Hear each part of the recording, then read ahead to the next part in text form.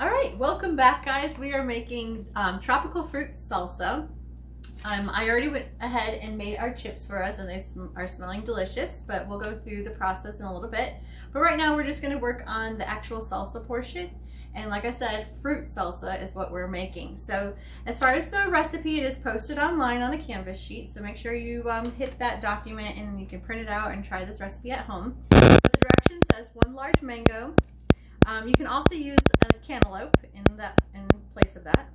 2 tablespoons of lime juice, 1 large tomato or a red bell pepper, and then 1/4 of a red onion and 1 to 2 tablespoons of cilantro. So that's what we're going to be using. We're actually going to be using the red pepper, the mango, and red onion, of course. And then you know how much I hate to waste food, and we actually have apples left over from our tappy apple dip that we made last week for the level 1. So we're going to go ahead and throw some apples in there and see how that flavor is.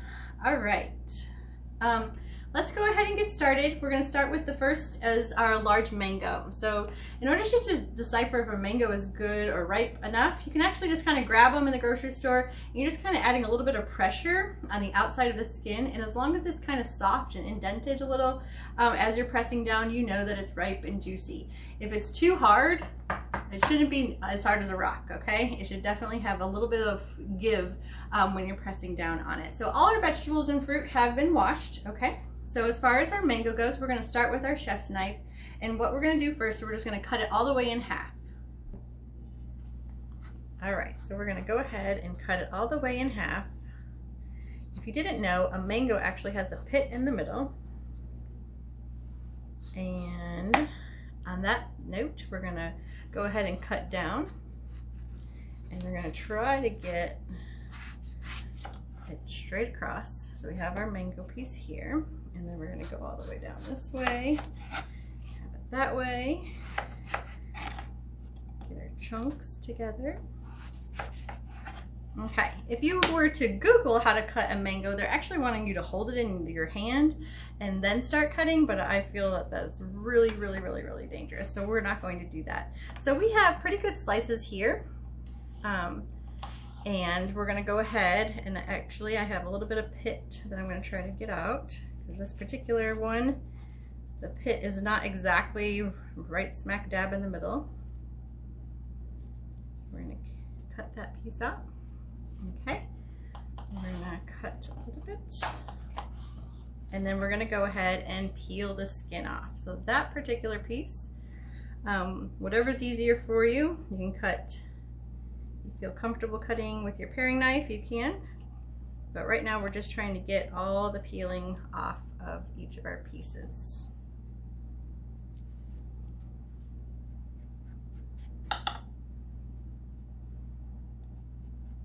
It's actually really ripe, it's really soft. So it's really kind of hard to actually cut it. Okay, so as you can see, we kind of got rid of most of all of our skin on our mango, and we're just going to go ahead and slice small pieces because, again, this is a salsa, so we want small chunks for our salsa. And we're going to move that over a little bit and keep cutting, making sure the blade is down, making sure my fingers are out of the way. If you feel more comfortable with your chef's knife, you can cut with your chef's knife. I can show you how it's going to look. Oh, there's skin still. We're going to cut that off. So same thing. Cut it, and then we're going to use our chef's knife. So again, whichever knife you feel comfortable with, that's the one I want you to use.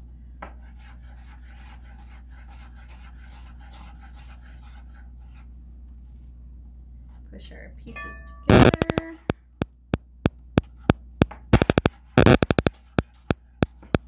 And we're just about done with our mango. And then we'll move on to our next item.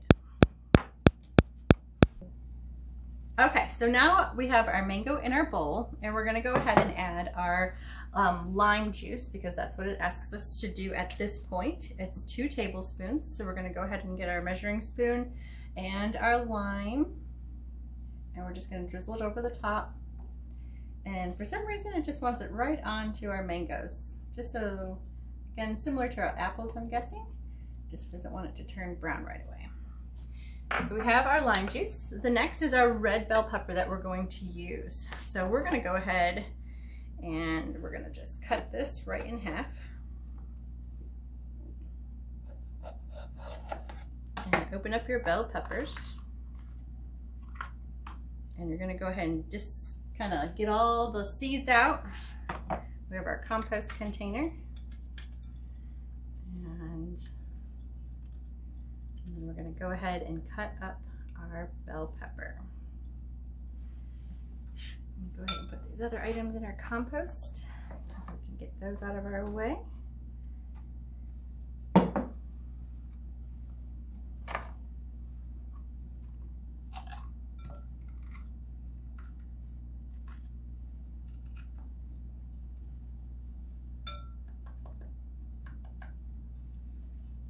Get all the seeds out. We don't want any seeds. Okay, so we have our bell pepper. Again, use whichever knife that you are comfortable with.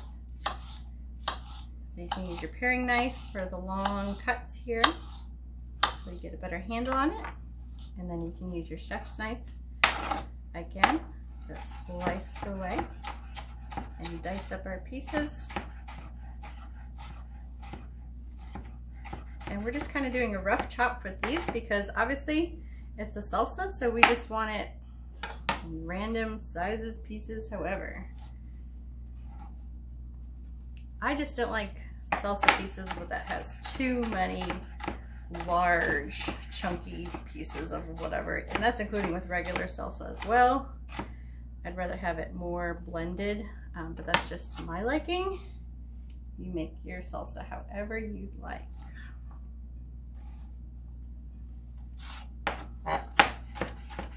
In the past, students wanted to use like a yellow onion better, or I'm sorry, a yellow pepper. It's up to you. Like I said, the recipe called for red, so that's why we're using red, but you can use yellow. I'm thinking if they wanted yellow or red for vibrant colors. It also said that you could probably use a tomato. So some people just love tomatoes, which is fine. So that's something that you can add to it.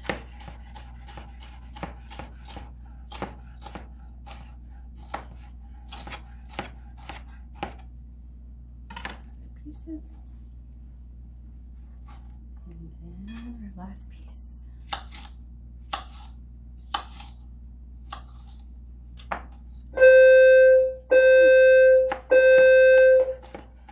School is still in session here at Woodstock High School.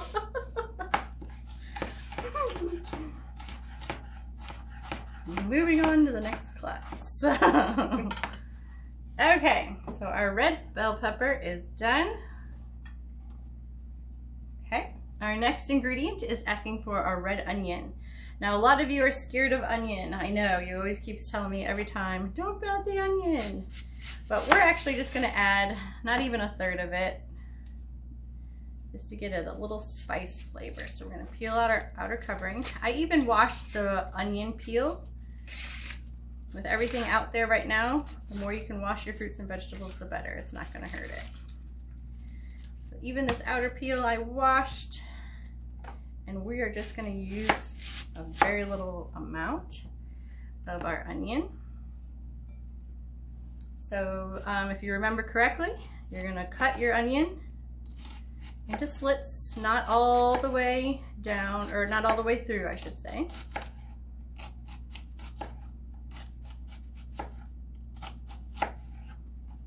You're going to turn it to the side, cut about halfway through, and then when you go down, you have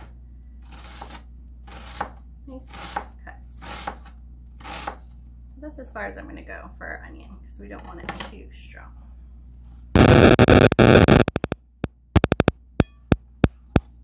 Okay. Like I said before, we have extra apples, so I don't want to waste those before they go bad. So we're going to add some apples. I have the apple slicer here if you don't remember how to use it. It's best if you kind of just match up the hole to the center core. You're going to pop it through, and then you're just going to pull down all the way. If the apple's still stuck, you're going to pull pulled towards you. So it pops right out. And it kind of saves us some time. It is up to you in this particular recipe if you wanted to even add apples. I feel the cores a little bit in there. But I don't mind the skin of an apple. So it's up to you, I guess, if that's something that you would want to get rid of or add. I'm just going to add a little bit.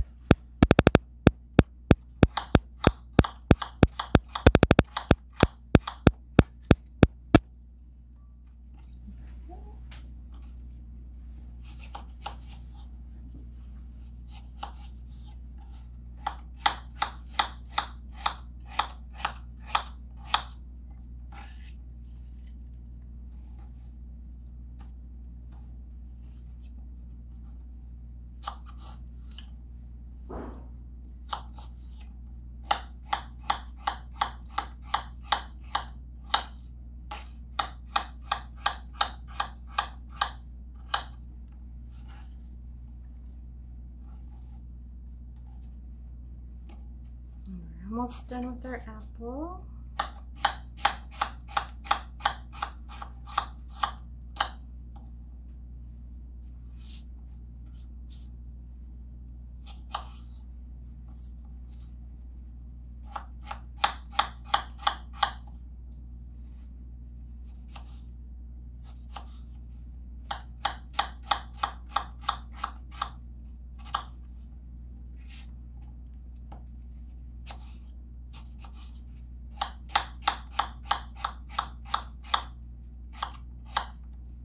Okay, so our apples are added. And last but not least, we're supposed to add in fresh cilantro. It is suggested that you always use your kitchen shears. That's what they're for, is for your herbs and vegetables. So what we're gonna do is just kind of just peel off some of our green leaves. That's where the most flavor is. Does not mean that you can't use the stem, because by all means you can. You can kind of hold the green leaves and you're just going to trim them right into your dish. And they say that's the best way to add the most flavor. If you don't have kitchen shears, they say you can go ahead and actually just cut it right onto your cutting boards. But a lot of the flavor will go right into the cutting board, and that's not what we want. We want as much flavor into our dish.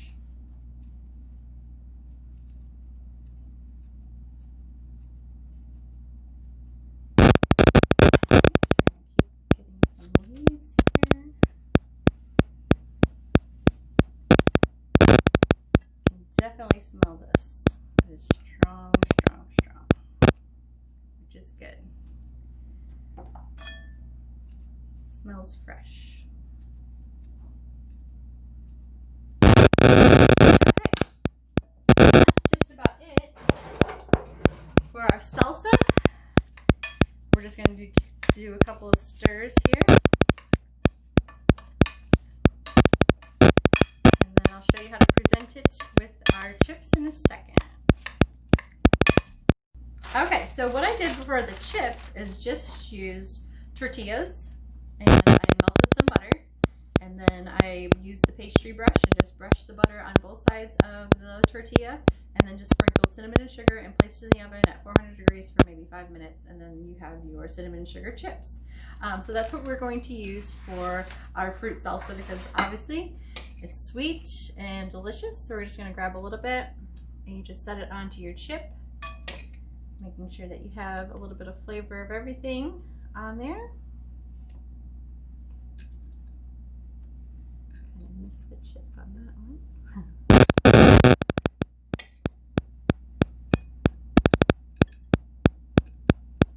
And voila, our dish is done. Enjoy, guys.